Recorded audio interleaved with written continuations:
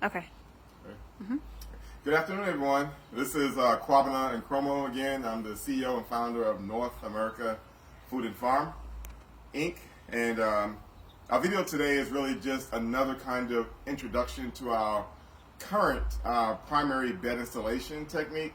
We install all types of raised bed gardens, either freeform mounded, all types of bed wall materials. My favorite personally is 8x8x8 cement blocks.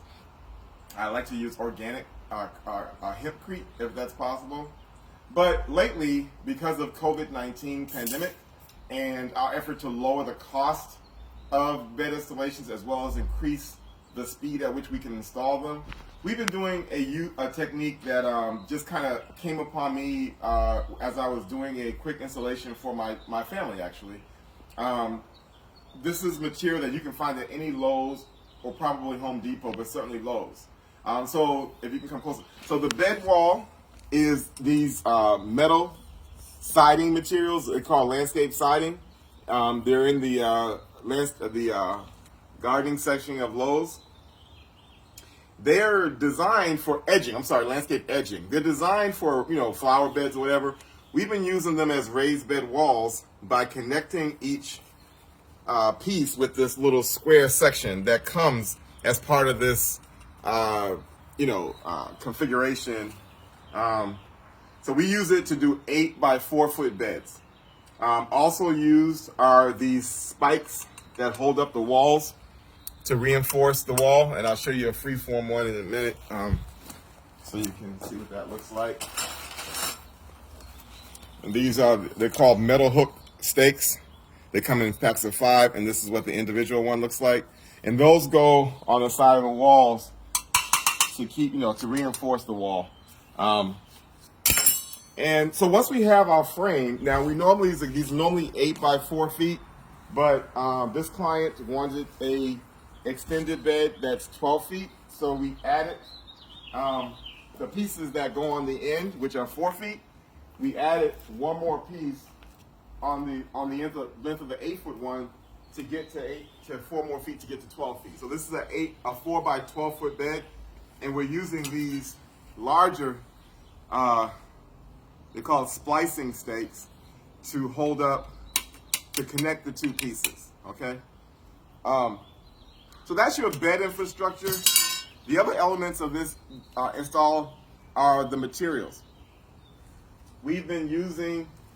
If you've seen any of our other videos, you know that we've been using this relatively inexpensive compost soil manure that is about $2.50 a bag at Lowe's. It basically has wood chips and cow and chicken litter in it. So it's not the worst material, but it's not the best. So we use that as kind of like the flour, if you will, if you were making a cake. And then we use peat moss as just another kind of flour still. Like this, both of these materials are fill. The peat moss is 100% organic, and this gives us volume as well as space in the bed. So that's what the two materials are in here right now. The peat moss is on the bottom because it's the lighter of the material. And what we want to do is use gravity to help us mix this material. So because we're putting the heavier stuff on top, it'll sink to the bottom as we stir it with a hoe. The other two materials that we're going to use are the yeast and, baking soda is what we can analogous. This is the black cow.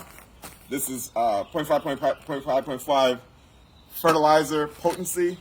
Your 3 values on every fertilizer product relate to the 3 primary nutrients that plants need: potash, potassium, and nitrogen. This is what these 3 numbers represent. So this is a low-grade organic fertilizer in the form of compost. So this is actually going to go in that mix at the same ratio that you might add baking soda or yeast to something you're baking. That's black cow. And then the other item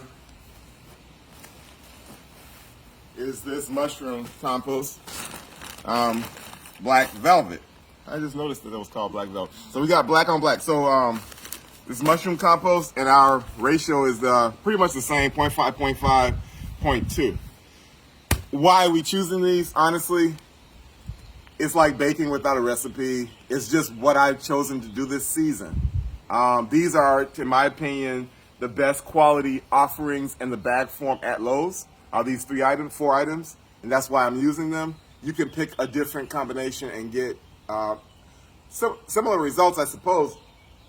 What the question always is how you feed the plants as they develop. So you're going to have to fertilize anyway. So this is just how they get started, and this is what we're recommending as a good start for prepackaged garden. So the last material that you see in this bed are the wood chips.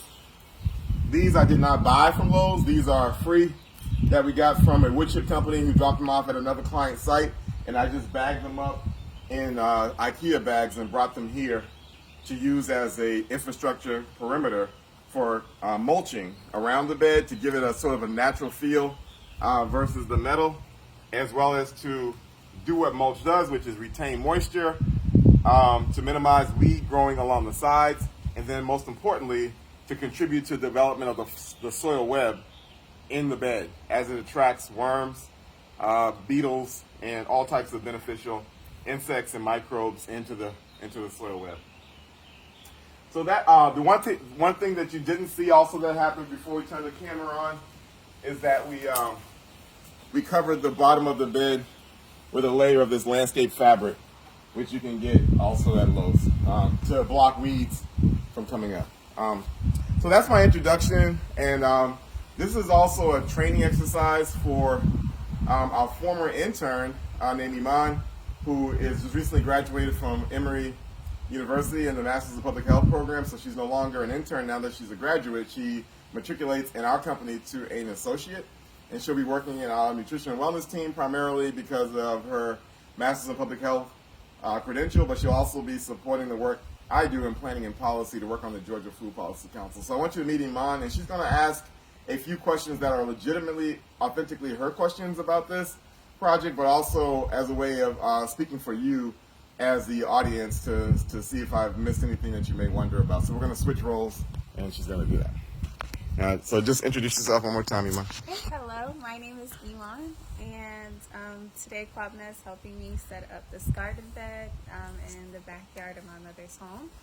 And I have never physically put this together, so there were a few questions that I did have pertaining to why we chose the size, why we chose the soil, and what works best with certain fruits or vegetables if you choose. So yeah, I guess my first question would be, how do you decide the size of the garden? Right. So I'm going to switch it around and come back to her. It's okay, I kept. So the size of the garden is completely arbitrary. It's just based upon how much space you want as a grower and what space you have available. So I guess it's not arbitrary, but it's relationship to the space. So we're currently, I guess I will give it back to you.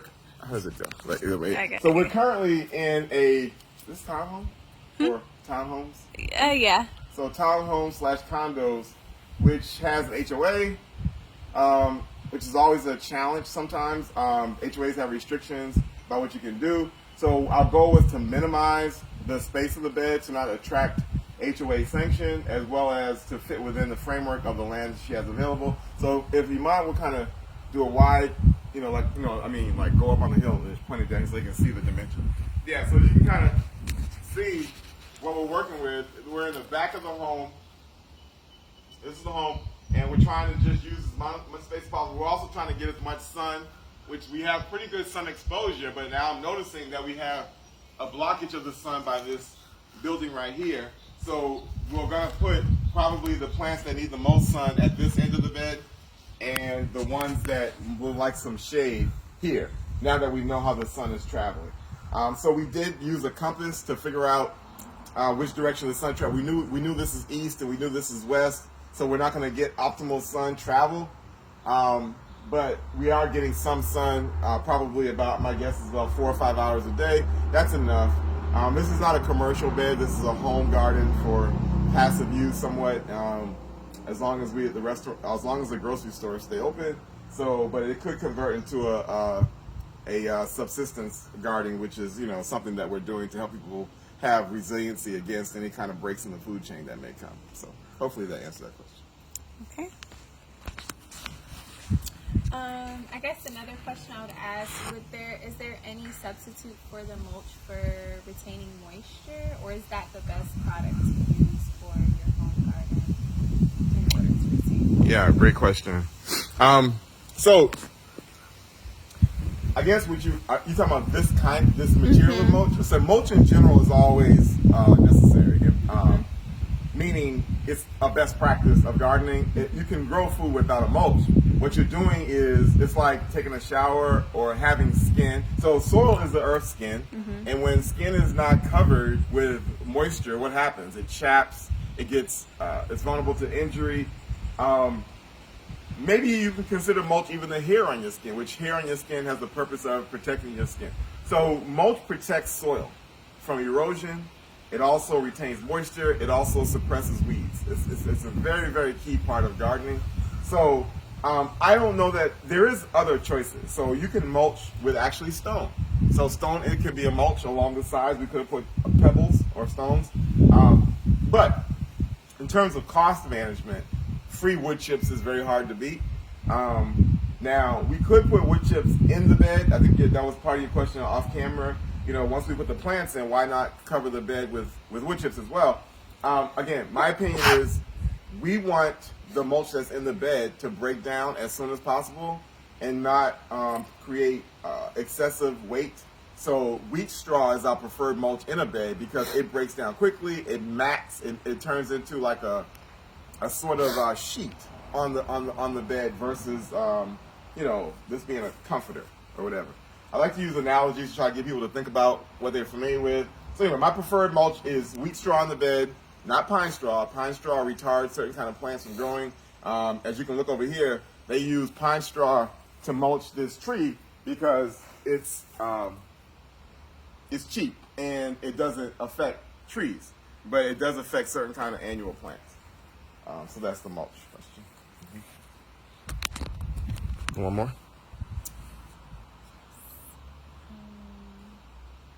What about some of the things we picked to grow? Yes. I guess when it comes to herbs and flowers, like we have some marigolds picked out. So what are some good plants to put in combination with herbs and vegetables? Very nice. So we specifically picked these marigolds, which are a great find. Marigolds are hard to find this time of year. Everybody wants them. These are African marigold variety, which is cool because Iman and her family are from Ethiopia. We picked these because they companion plant well with tomatoes, and they the scent of the marigolds are unattractive to certain pests that attack tomatoes. So that's why. And then they're a great, aesthetic addition to the garden. Really beautiful.